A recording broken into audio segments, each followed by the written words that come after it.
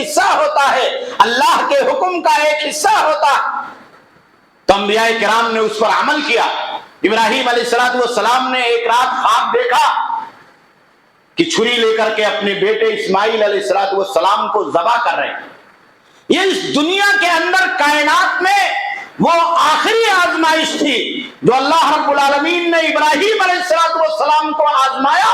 اور بیٹے کے ذبح اور قربانی کی شکل میں اللہ رب العالمین نے اس کا مطالبہ کیا۔ نہ اس سے پہلے کسی نبی کو اس قدر آزمایا گیا تھا، اور نہ اس کے بعد کسی نبی کو اس قدر آزمایا گیا۔ اتنی بڑی آزمائش کسی کی زندگی میں نہیں ڈالی گئی۔ اور اللہ کی آزمائش میں جب کوئی بندہ تو اللہ رب العالمین اسی دنیا کے اندر نقد انعام دیتا۔ ابراہیم علیہ السلام تمام آزمائشوں کے اندر کامیاب ہو گئے۔ اللہ رب العالمین نے حکم دیا کہ بیوی اور بچوں کو بے آب و گیاہ میدان میں چھوڑ کر کے آ جاؤ، تو ابراہیم علیہ السلام نے چھوڑ دیا۔ ہزاروں میل کا سفر طے کر کے، اپنے وطن کو چھوڑ کر کے، پڑوسی وطن کو چھوڑ کر کے، دوسرے ملکوں کو چھوڑ کر کے، پہاڑوں، وادیوں، ریگزاروں اور کوہساروں سے گزرتے ہوئے، بیابانوں سے گزرتے ہوئے مکہ کی اس سرزمین اور وادی پر پہنچے جہاں ایک پرندہ بھی رہنے والا نہیں تھا، لیکن اللہ کا حکم تھا۔ ابراہیم علیہ السلام نے اپنے بیوی اور بچوں کو چھوڑا تو اللہ رب العالمین نے اسے یادگار بنا دیا، یادگار بنا دیا۔ وہاں پر ایک گھر کو تعمیر کیا گیا، ہاجرہ دوڑی تو اللہ رب العالمین نے اسے سعی کا ایک حصہ بنا دیا۔ ابراہیم علیہ السلام نے ایڑیا رگڑی تو اللہ رب العالمین نے زمزم کے چشمے کی شکل میں نقد انعام اس دنیا کے اندر اہل ایمان کو قیامت کی صبح تک کے لیے عطا فرمایا۔ تو ایسے ہی جب خواب دیکھا ابراہیم علیہ السلام نے اور اپنے بیٹے سے بیان کیا، کیا بنی انی ارا فی المنام انی اذبحک فانظر ماذا ترى، کہا کہ اے بیٹے میں خواب میں دیکھ رہا ہوں کہ تم کو اپنے ہاتھ سے ذبح کر رہا ہوں، فانظر ماذا ترى، تو تم بتاؤ کہ تمہاری کیا رائے ہے۔ بیٹے کو معلوم تھا کہ ابا نبی، اور نبی کا خواب اللہ کا حکم ہوتا ہے، نبی کا خواب یہ وحی کا حصہ ہوتا ہے۔ اگر ابا کو خواب میں دکھلایا گیا ہے کہ مجھے ذبح کر رہے ہیں تو گویا کہ یہ ابا کی مرضی نہیں ہے، یہ اللہ کی مرضی ہے، یہ اللہ کا حکم ہے۔ تو اسماعیل علیہ السلام نے کہا کہ یا ابت افعل ما تؤمر ستجدنی انشاء اللہ من الصابرین، کہا ابا اللہ کا حکم ہے تو اس سے پہلے بھی بہت سارے احکامات آ چکے ہیں، آپ نے مانا ہے، آج مجھے قربان کرنے کا حکم آیا ہے، ذبح کرنے کا حکم آیا ہے تو آپ ذبح کر دیجئے، میں صبر کروں گا، کیونکہ اللہ کا حکم ہے، اس میں بھی اللہ کی کوئی مرضی ہوگی۔ اللہ اس دنیا کے اندر اس کے پیچھے بھی مجھے کوئی انعام دینا چاہتا ہوگا، آپ کو کوئی انعام دینا چاہتا ہوگا، دنیا کے لوگوں کے لیے اللہ رب العالمین اس دنیا کے اندر اپنا کوئی حکم اور اپنی کوئی سنت جاری کرنا چاہتا ہوگا۔ آپ دیکھیے، باپ بھی نکل گیا، بیٹا بھی نکل گیا، چھری لے کر کے جا رہے ہیں، اللہ کے حکم سے چھری لے کر کے جا رہے ہیں۔ ابراہیم علیہ السلام نے بیٹے کو لٹا دیا، بیٹا لیٹ گیا، ذبح ہونے کے لیے تیار ہے، وہ ذبح کرنے کے لیے تیار ہے۔ اللہ کو آزمانا تھا، اسماعیل کو ذبح نہیں کروانا تھا، اللہ کو آزمانا تھا کہ اللہ کے حکموں پر یہ باپ اور بیٹے کس قدر تعمیل کرتے ہیں اور اطاعت کا کتنا بڑا جذبہ ہے۔ تو جیسے ابراہیم علیہ السلام نے چھری کو نکال کر کے اپنے بیٹے اسماعیل کے گلے پر چلانا چاہا تو اللہ رب العالمین کی طرف سے حکم آ گیا، قد صدقت الرؤیا انا کذالک نجزی المحسنین، کہا بس کرو ابراہیم، تم نے اپنے خواب کو سچ کر دکھایا، اللہ کے حکم کی تعمیل کی اور چھری لے کر کے بیٹے کو ذبح کرنے کے لیے نکلے، بیٹا بھی آمادہ اور تیار ہے، قربانی ذبح کرنا مقصود نہیں ہے۔ انا کذالک نجزی المحسنین، ہم اللہ کے راستے میں احسان کرنے والے، اللہ کی بندگی میں اطاعت میں فنا ہو جانے والوں کو ایسے ہی دنیا کے اندر بدلا دیتے۔ اور اس کے بعد اللہ رب العالمین نے ذکر فرمایا وَفَدَيْنَاهُ بِذِبْحٍ عَظِيمٍ، جنت سے اللہ رب العالمین نے اسماعیل کے بدلے میں ایک خوبصورت دمبا اس روئے زمین پر نازل کیا اور کہا اسماعیل کو چھوڑ دو،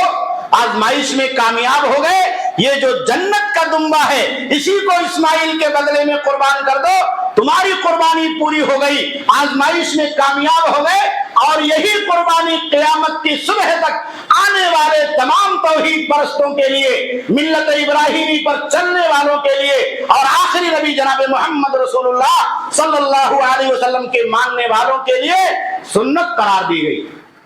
اللہ کے نبی صلی اللہ علیہ وسلم مدینہ کے اندر 10 سال رہے، کسی سال آپ نے قربانی کرنے میں ناغہ نہیں کیا، ہمیشہ آپ قربانی کرتے رہے، اور قربانی کے اندر کبھی آپ پیچھے نہیں رہے۔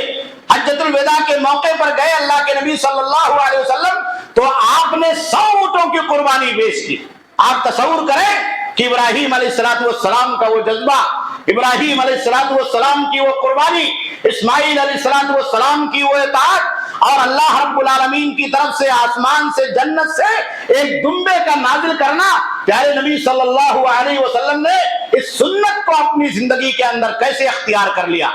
اور حج کے اندر بھی قربانی کو اللہ رب العالمین نے، جو حج تمتع اور حج قران ہے، وہ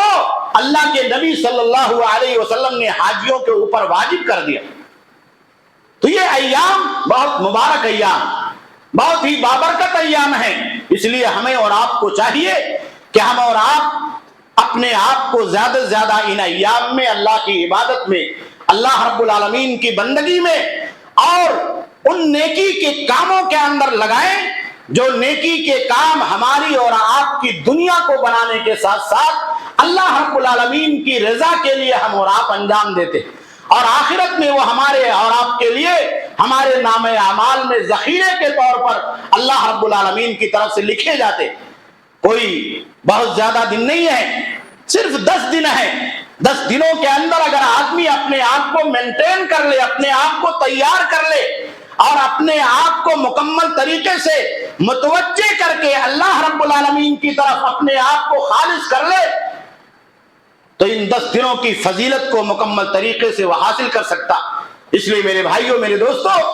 ہماری اور آپ کی زندگی کی وہ اوقات جو ادھر ادھر ضائع ہو رہے ہیں، برباد ہو رہے ہیں، ان تمام اوقات کو بچا کر کے ہم اور آپ ان 10 دنوں کی فضیلت کو پانے کے لیے تگ و دو کریں، جد و جہد کریں، تاکہ ہماری دنیا بھی کامیاب ہو جائے، آخرت بھی کامیاب ہو جائے۔ اللہ رب العالمین سے دعا ہے کہ اللہ رب العالمین ہم تمام لوگوں کو ان 10 دنوں کی فضیلت کو سمجھنے کی توفیق اور سعادت عطا فرما۔ اللہ رب العالمین اس میں ہم تمام لوگوں کو زیادہ سے زیادہ نیکیاں کرنے اور اعمال صالحہ کرنے، ذکر و اذکار کرنے، لا الہ الا اللہ پڑھنے، تکبیر بلند کرنے، اور اسی طریقے سے ذکر کے تمام کلمات کو بلند کرنے کی سعادت اور توفیق عطا فرما۔ اللہ رب العالمین دنیا کے کونے سے حج کرنے کے لیے ہمارے جو مسلمان بھائی سفر پر ہیں یا وہاں پہنچ چکے ہیں، اللہ رب العالمین ان کے سفر کو آسان فرما دے، اللہ رب العالمین ان کی حفاظت فرما، اللہ رب العالمین ان کے پیچھے ان کے بچوں کی، ان کے کنبوں کی حفاظت فرما، اللہ رب العالمین انہیں حج کے تمام ارکان کو، اعمال کو، فرائض اور واجبات کو امن اور سکون کے ساتھ اپنے نبی جناب محمد رسول اللہ صلی اللہ علیہ وسلم کی سنت کے مطابق ادا کرنے کی توفیق عطا فرما۔ اللہ رب العالمین اس بیت اللہ الحرام اور اس مقدس گھر کی حفاظت فرما جسے ابراہیم علیہ السلام نے آباد کیا تھا، جسے اسماعیل علیہ السلام نے آباد کیا تھا۔ اللہ رب العالمین حرمین شریفین کی حفاظت فرما، اللہ رب العالمین بیت المقدس قبلہ اول کی حفاظت فرما، اللہ رب العالمین دنیا کے کونے میں جہاں بھی ہمارے مسلمان بھائی پریشان حال ہے، مظلوم ہے، اللہ رب العالمین تو ان کے جان مال کی عزت و آبرو کی حفاظت فرما۔ اللہ رب العالمین ہم تمام لوگوں کے جان مال کی حفاظت فرما، ہمارے ایمان کی حفاظت فرما، ہماری مسجدوں کی، عبادت گاہوں کی حفاظت فرما۔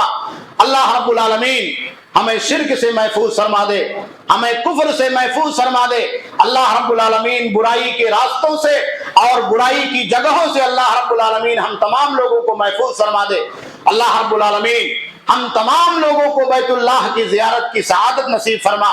اللہ رب العالمین تمام مسلمانوں کو اس بات کی توفیق عطا فرما جنہوں نے حج اور عمرہ نہیں کیا ہے، اللہ رب العالمین تو اپنے فضل و توفیق سے ان تمام لوگوں کو حج اور عمرہ کی سعادت نصیب فرما۔ اللہ رب العالمین ہم دنیا کے اندر جب تک زندہ رہیں ایمان کے اوپر قائم اور دائم فرما، خاتمہ ہو اسی ایمان پر ہو، کلمہ لا الہ الا اللہ محمد الرسول اللہ صلی اللہ علیہ وسلم پر ہو۔ ربنا تقبل منا انک انت السمیع العلیم۔